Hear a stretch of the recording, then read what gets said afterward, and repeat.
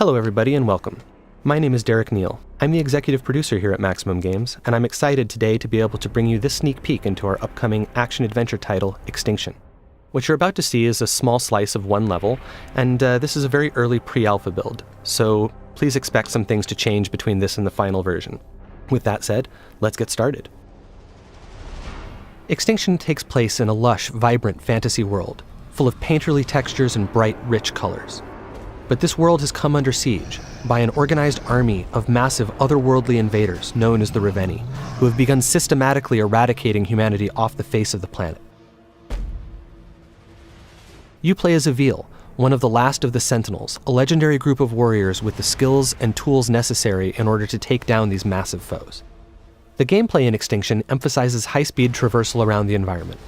In addition to the basic jump and double jump, Avil can also run horizontally along walls, run vertically straight up walls, air dash through the sky, come floating back down gently, can bounce off of springy objects in the environment such as building awnings or treetops, and can use his whip like a grappling hook to get around.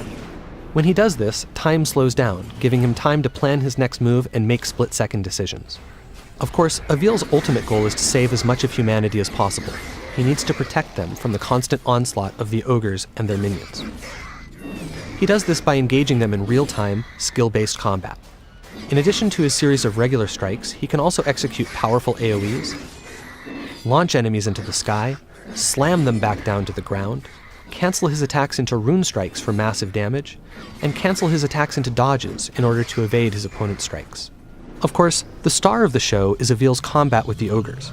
Now, with their minions defeated, it's time for Avil to take on their master, one of the enormous Reveni who has been rampaging through the countryside, obliterating everything in our fully destructible environments. The ogres themselves are fully dismemberable, but they wear armor in order to protect themselves. In order to take this beast down, Avil must first destroy that armor. This is done via a powerful charged-up rune strike. Once the armor is destroyed, Avil can then dismember the limb underneath.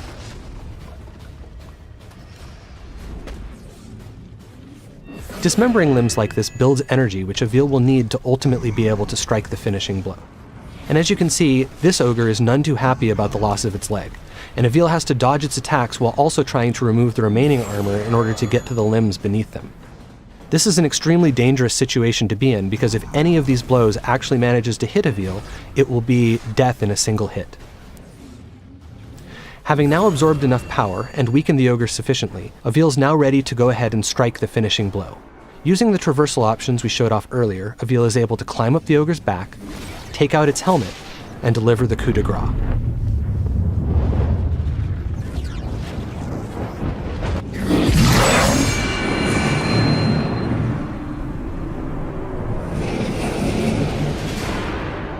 That was a relatively easy fight against a relatively basic opponent, but not all enemies are so simple. Depending on what armor, weapons, and abilities they have, each ogre presents its own unique challenges, and requires different strategies and tactics to take down. Here, we have an example of an ogre decked out in gold armor. This armor does open up some new traversal options for Avil, but as you can see, it's also much harder to remove. Each piece is protected by multiple latches that must be destroyed in order to remove it. 4 of them on each leg piece, and 2 on each arm piece.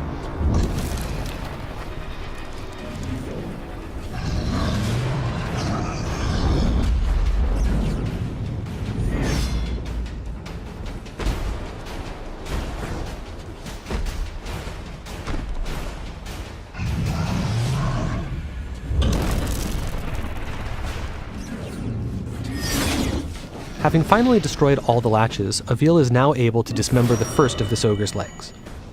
Moving on to the arms, however, is now much more difficult, as they are constantly moving, making it hard to target those tiny latches. Avil must dodge the ogre's attacks and their minions' attacks while doing this.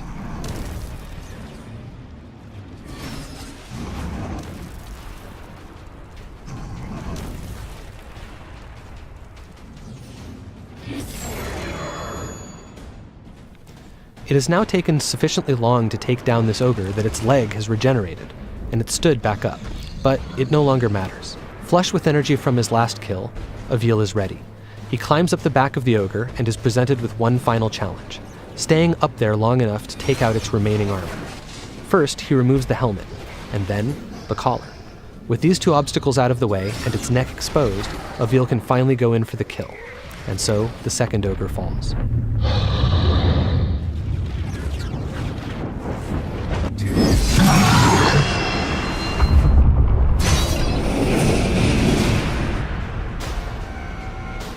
As I said before, this was just a short glimpse into some early pre-alpha gameplay, and there's much more to come. Go to Extinction.com to keep up with all the latest news and reveals, and I'll see you next time.